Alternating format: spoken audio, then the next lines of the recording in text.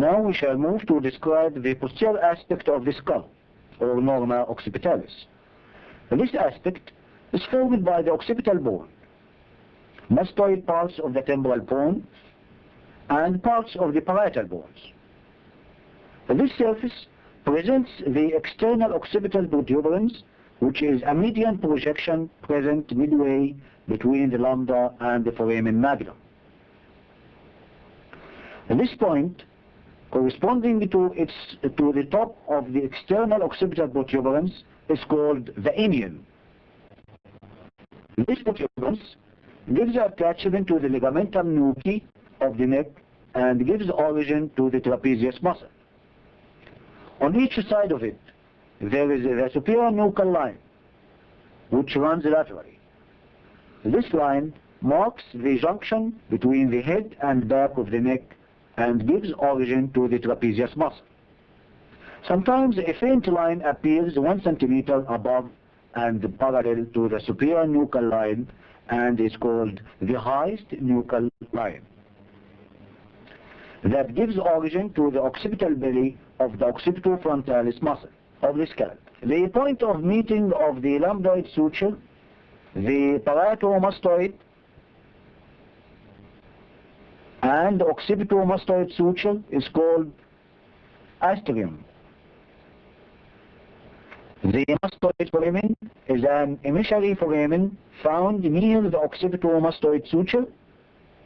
It transmits an emissary vein to the sigmoid sinus.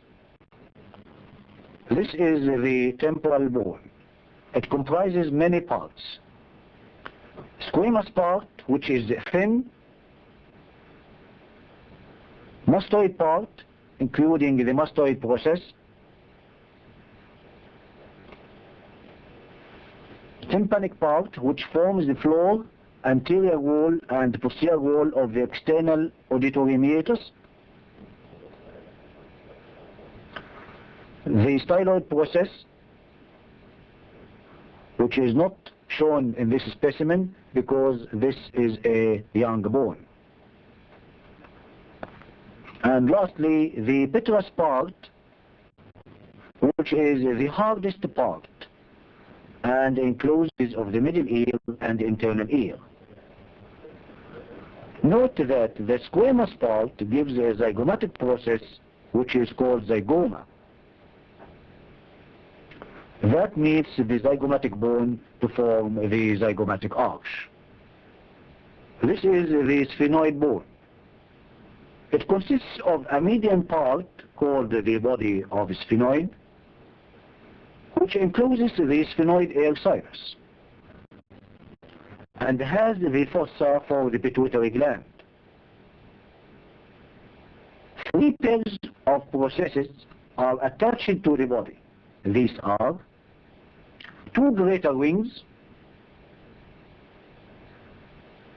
2 lesser wings,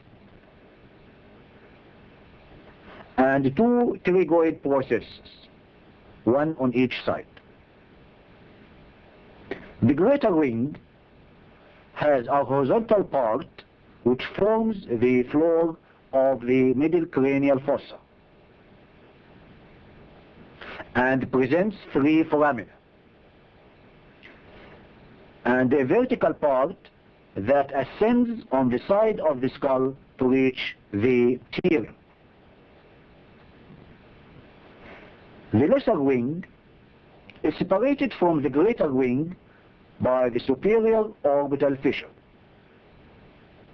The pterygoid process projects downwards and is formed of 2 plates, a lateral pterygoid plate laterally and a medial pterygoid plate medially, and a pterygoid fossa in between the 2 plates.